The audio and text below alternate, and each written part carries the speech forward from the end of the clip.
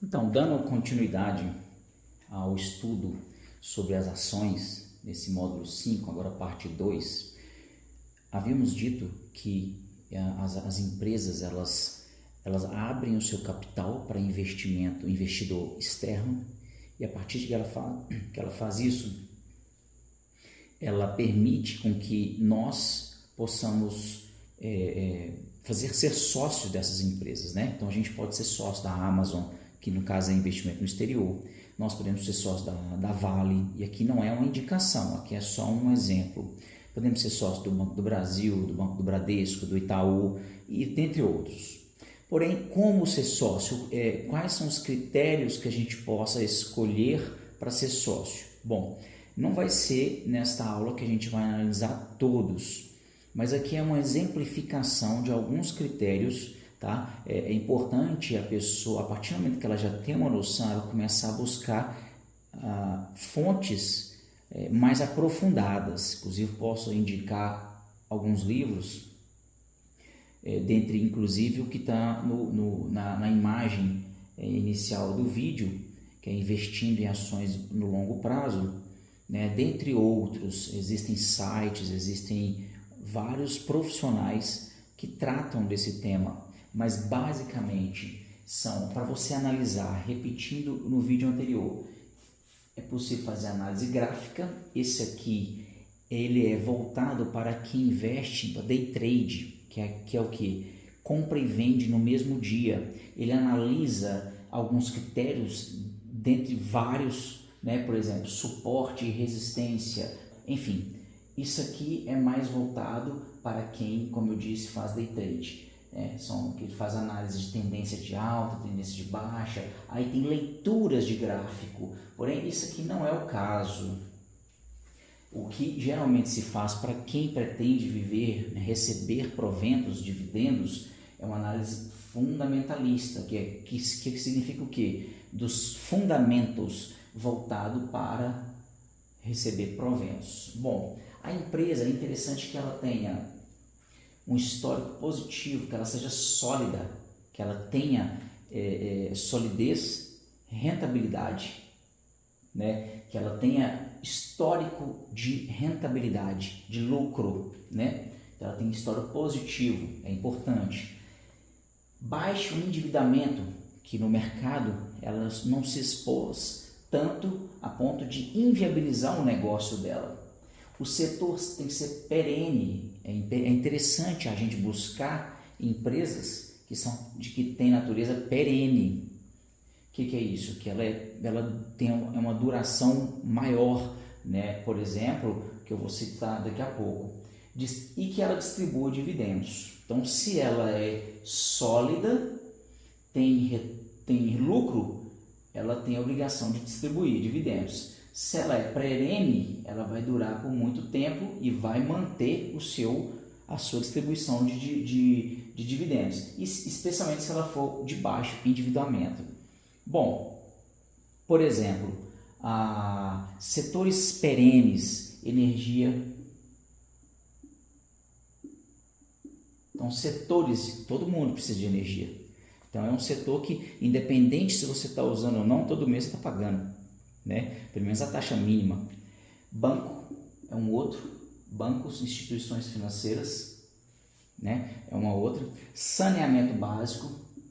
Saneamento básico é outro setor importante. Então, esses aqui são exemplos. Aqui eu não estou dando um exemplo de empresa propriamente dito. Eu estou dando um exemplo de um setor das empresas. Bom, feita essa análise genérica, existem outras análises. Por exemplo, aqui é a valuation, que é o que? Para analisar o valor da ação. E ele nada mais existem vários critérios. A gente não precisa preocupar com ele aqui agora, porque existem também sites, por exemplo, o site Status Invest. Ele apresenta vários fundamentos importantes para aquela determinada empresa. Então você vai digitar, por exemplo, o ticker, o ticker da empresa no site Status Invest, e lá ele vai apresentar toda uma análise daquela empresa. Por exemplo, preço-lucro, preço sobre lucro, P sobre lucro. Ou seja, quanto menor o preço sobre lucro, melhor. Significa o quê? Que é o tempo, né, a quantidade de anos que você vai lucrar pelo valor que você pagou naquela ação, né? Por exemplo, se você pega um PL de 5, faz o cálculo de preço sobre lucro dela e dá 5, significa que em 5 anos você vai ter o seu capital que você investiu retornando, né? P sobre VP, ou seja, preço sobre valor patrimonial. Quanto menor, melhor, né? Então você pega o preço dela e o valor patrimonial e divide. Quanto menor, é mais interessante. Outro, lucro por ação, que é o que? Nos últimos 12 meses. Qual foi o lucro por ação? O lucro por ação nos últimos 12 meses. E aí você vai conseguir definir o dividend yield a partir dele. Existem outros critérios, continuando, endividamento, dentre vários. Quanto menor, melhor. Quanto menor, melhor o endividamento. Critérios, por exemplo, aspectos para definir uma rentabilidade. Dentre vários outros, tem ROI e ROIC.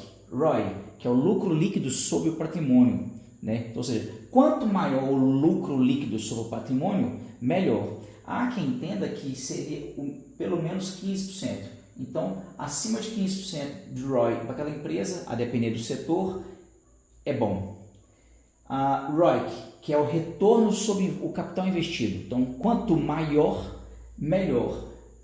Há quem diga que acima de 10% do ROI para determinado setor, o retorno do capital é interessante, essa empresa é boa, vale a pena investir. Então, aqui vocês viram que eu não citei a empresa, eu citei setores, é uma análise, né? Então, existem vários sites, dentre eles Status Invest, que eu uso bastante, e é gratuito, é só entrar, digitar a empresa que você quer, né, através do ticker dela, e vai ser identificado, você vai poder acompanhar.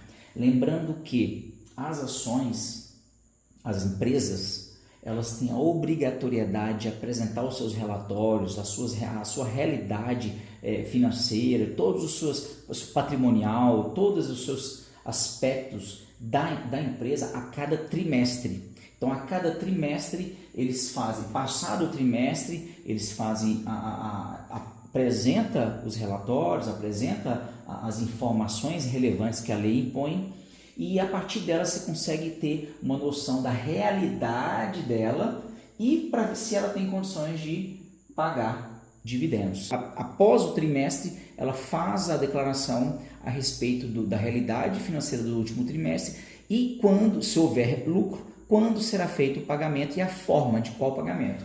Lembrando que o pagamento também, além de em espécie, pode ser através de outras formas, por exemplo, bonificação. Bonificação é o que? A empresa ela bonifica os acionistas através de outra forma, mas apesar de ser indiretamente, ela tem valor econômico, essa bonificação. Por exemplo, a Itaúsa, que aí tem o ticker 3 ou 4, ela, por exemplo, ela fez uma bonificação. Ela permitiu, por exemplo, para cada 100 ações que que o acionista tenha até tal data, ela vai receber 5 ações a mais. Ou seja, se ela tem 500 ações, são 5 vezes 5, ela recebe 25 ações, né? E no mercado, 25, vamos supor que ela esteja valendo R$10. Então ele recebeu aí, ó, R$250. Lógico que ele não vai receber em dinheiro, ele vai receber em ações, na data fixada pela empresa. Então ela vai ter, ao invés dela ter 500 ações, ela vai ter 525, tá? Então basicamente é isso aí. Bom, eu prometi falar sobre o ETF é Exchange Traded Fund. Na verdade, em síntese, o ETF ele é uma cesta de ações. Por exemplo, muitas vezes a pessoa não tem muito conhecimento, a pessoa não tem tempo para acompanhar uma empresa específica de cada setor. E aí o que acontece? Existem ETFs que investem, que tem uma cesta de ações de diferentes tipos. Por exemplo, ETF de ações pagadoras de dividendos. Então tem um ETF específico, né, para que tenha esse tipo de ação. Então você, ao invés de você investir individualmente numa ação, você pode investir num ETF que ele vai, por sua vez, ter investimento em várias ações pagadoras de dividendos, né? E dentre outros, tem ETFs, tem aos montes. É só entrar no site da B3 e lá vai ter uma indicação de todos e os tipos de que existem, né? Por exemplo, tem alguns que replicam o índice Ibovespa. Então, por exemplo, são a soma de ações que ela tem uma rentabilidade, ela tem uma, não só uma rentabilidade, mas ela tem uma valorização que tem como, que a gente fala, um benchmark, que é uma referência superior ao Ibovespa, por exemplo, né? E dentre outros. Aqui eu coloquei uma Ibovespa versus IFIX só para citar alguns índices, né? Lembrando que o Ibovespa é um índice que se refere às ações e o IFIX, o índice que se refere aos fundos de investimento imobiliário. Também, para encerrar, para identificar os ETFs, sempre vai ser 4 letras e no final 11. Nas ações são 3 ou 4. Nos ETF, o final é 11. E assim você consegue ter uma noção para facilitar a informação e a localização dos tipos. Então, o ticker, na verdade, é o quê? É o código daquele título. No caso do ETF, 4 letras e o número 11. E das ações, 4 letras e o número 3 ou 4. Tá? E também não confundir com fundos de investimento imobiliário, que eu vou dizer mais para frente, que também tem o número 11 ao final. Bom, essa é uma visão geral sobre os critérios, né? Existem muitos outros, mas acho que para essa visão inicial é importante ter essa noção e na próxima aula vamos dar seguimento à questão da renda variável.